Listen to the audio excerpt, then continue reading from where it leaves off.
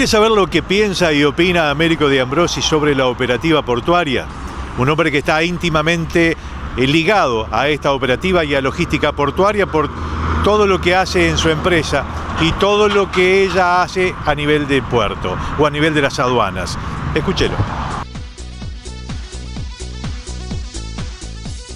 Presenta este espacio Mirin Sociedad Anónima. Servicios logísticos para granos y fertilizantes. En la operativa portuaria, Obrinel surge como un player importante, ¿no? Todavía no sabemos cómo va a trabajar porque todavía no han podido cargar un kilo de grano, pero va a ser un competidor importante. No quiero opinar sobre ello, pero sin duda, en general, Montevideo se nutre de la cuenca del este. La cuenca del este, a estos valores de la soja y a estos rendimientos, es absolutamente deficitaria, salvo algún arrocero que tenga que sembrar para no dejar las tierras en barbecho. Lo demás es antieconómico sembrar en todo lo que es el este, salvo puntos muy pequeños.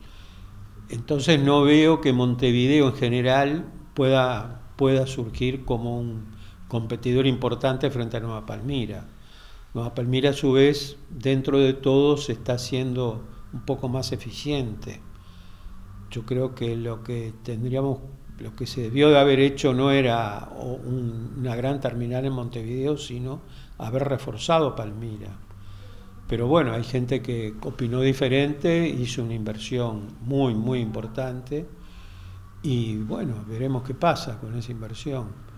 Nosotros, por nuestro lado, vamos a seguir trabajando con nuestro sistema de carga, que tiene sus limitaciones, pero también es mucho más económico que pasar por esa terminal.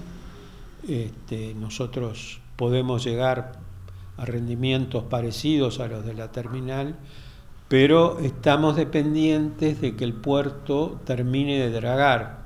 Nosotros y la terminal esa, ¿no? El problema es tanto para los muelles públicos como para los concesionados. Si el puerto no draga, todo eso que se ha hecho es inútil, porque todos apuntamos a que los barcos puedan salir llenos de carga con carga uruguaya.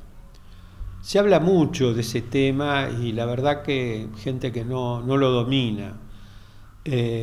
Hoy por hoy en Uruguay no puede sacar barcos que podrían cargar 60.000 toneladas, hablando en números gordos, hoy pueden cargar 40.000. Aunque usted drague Martín García, drague lo que drague, de 40.000 toneladas no pasamos por las limitaciones de los canales del Río de la Plata y del puerto de Montevideo. Entonces, ¿qué tiene que hacer Uruguay? Dragar Montevideo, que es la única alternativa viable a poder sacar los barcos con 60.000 toneladas. Y ahí permitiría que el barco grande, que el barco lleno, pueda salir con origen Uruguay. Si hoy tiene que ir a completar Argentina o Brasil, pierde el origen Uruguay.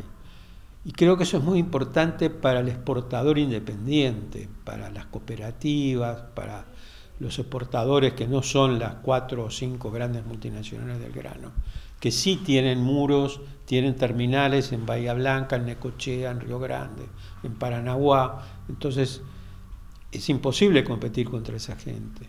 Por eso no hay prácticamente exportadores independientes. Y para Uruguay, desde ese punto de vista, es fundamental tener la posibilidad de sacar los barcos llenos, para evitar ese juego de intereses, que es muy fuerte y que está por encima de lo que somos los operadores comunes, ¿no? Y en ese escenario, entonces, ¿qué proyección tiene Nueva Palmira?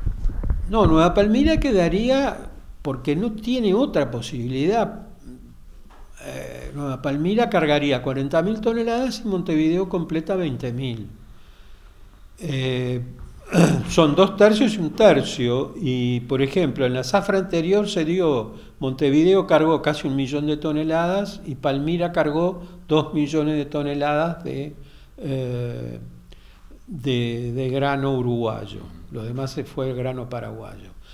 Pero Si ese 1.000.000 de toneladas nosotros los cargamos con barcos que venían vacíos, si lo hubiéramos cargado en barcos que ya tenían 40.000 toneladas, hubieran salido con 60.000 toneladas de Uruguay.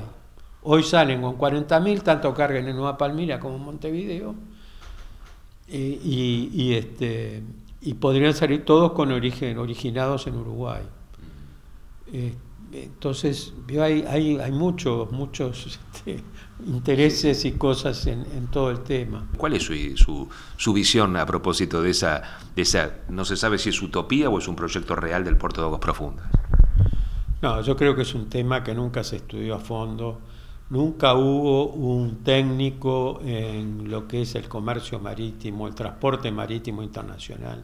Fueron todos señores con mucha buena voluntad, pero nadie hizo números de lo que es el transporte marítimo. Nunca el costo de llevar la mercadería desde el Río de la Plata hasta ese puerto, en barcos que no son los normales, los que bajan de Paraguay, son barcazas de río.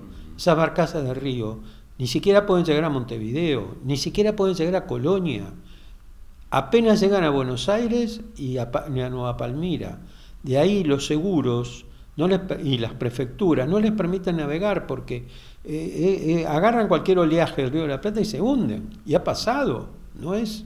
Y que cuanto más llegar a Rocha, es una locura, es una cosa que además no resiste el más mínimo análisis económico. Cuando la gente de Aratirí pensó también, basado en un momento muy especial del mundo, con una sobredemanda china que llevó el precio del hierro a niveles astronómicos, algo parecido a lo que pasó con la soja, pero peor todavía, porque el hierro llegó a $300 y el precio normal era en 60, de 60 se fue a 300, y hoy están en 100, pero con 100 no podemos competir. Fíjese que el principal proveedor de China de hierro es Australia, que está cerquita. Tiene otros países como Indonesia, que también está más cerca todavía. Brasil, que tiene muchísimo hierro, se hace piruetas para poder llegar a China, ser competitivo. Son todas inversiones que ya están hechas y en parte amortizadas. ¿Nosotros vamos a competir con los brasileros o con los australianos para venderle hierro a la China? Cuando estos señores se dieron cuenta que el precio no era ese, se fueron, porque es lógico, se acabó el negocio. O sea, los propios brasileros querían abrir una mina en Mato Grosso, de hierro muy bueno, mucho mejor que el uruguayo que tienen. Bueno, liquidaron todo. Se acabó el negocio del hierro. Y Aratirí, claro, con ese precio alto del mineral de hierro podía bancar un cargadero, no era un puerto, era un cargadero, algo así como en vez de una boya petrolera, hacer un cargadero económico para poder cargar el hierro. Y bueno, después surgió el proyecto loco del puerto profundo, que mire, le digo una cosa, en Estados Unidos no hay un solo puerto en la costa este que tenga la profundidad que se pretendía dar al puerto ese. Fíjese de lo que le estoy hablando. En la costa oeste, en California, sí, hay dos terminales en todo Estados Unidos. Estados Unidos, si quiere recibir esos superbarcos, de los cuales hay 50, no hay, te estoy hablando que hay 10.000 barcos, solo 50 necesitan ese tipo de puerto profundo. ¿Y quién se le ocurre que en Uruguay íbamos a tener puerto profundo? ¿A quién se le ocurre que los brasileños iban a dejar de usar Río Grande, que tienen todas las terminales, los ferrocarriles que llegan, las carreteras que llegan a Río Grande, para venir a usar el de acá? Pero ese señor nunca leyó historia, nunca sabe que Itamaraty nunca va a ceder intereses tan importantes, tan estratégicos como es un puerto, se lo va a regalar Uruguay. ¿Pero en qué país estamos? Solo a Mujica se le podía ocurrir una cosa así. Y vamos a otra parte, y la última, con Américo de Ambrosi, quien habla precisamente de la realidad en el contexto internacional del comercio internacional. Para poder focalizar qué es lo que pasa fronteras adentro, tenemos que saber lo que pasa fuera del país y cómo nos preparamos y cómo competimos. pensando en China, pensando en Europa, pensando en la región. Va a ser una charla que usted seguramente va a disfrutar, como también así va a disfrutar qué es lo que opina y dice un hombre vinculado al transporte de carga sobre el ferrocarril, cuando hoy por hoy se habla mucho del transporte multimodal. Escúchelo.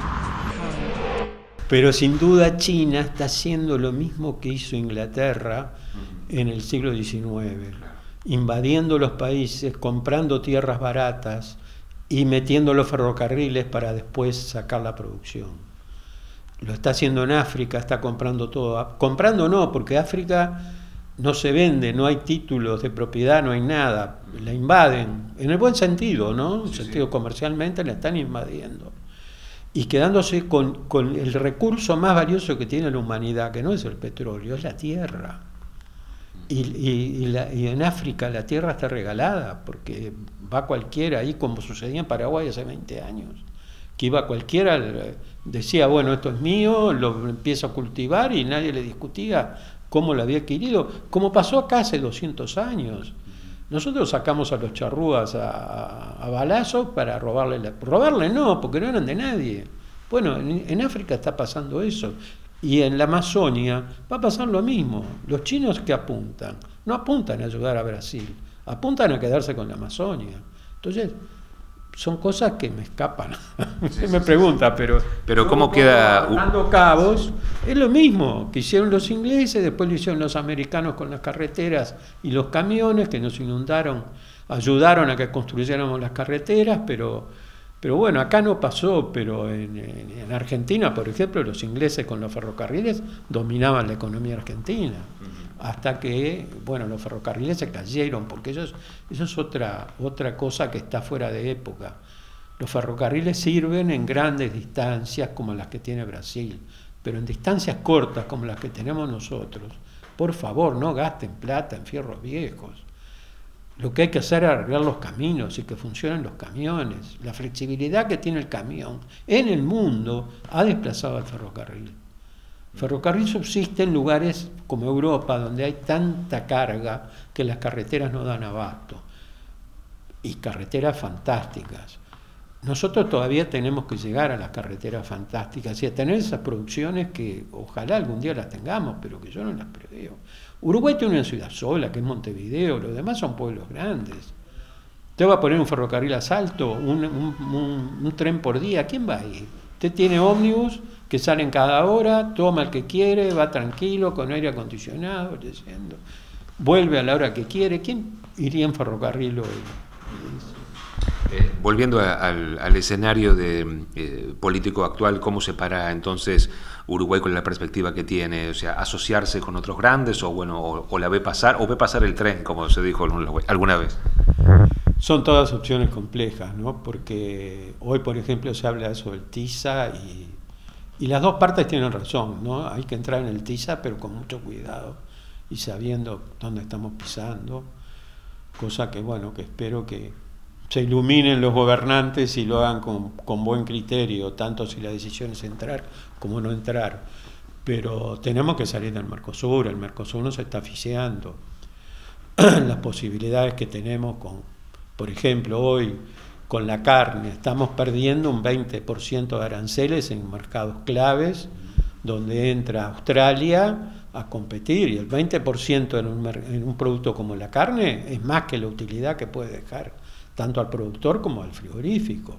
Entonces, esos son problemas existenciales del país.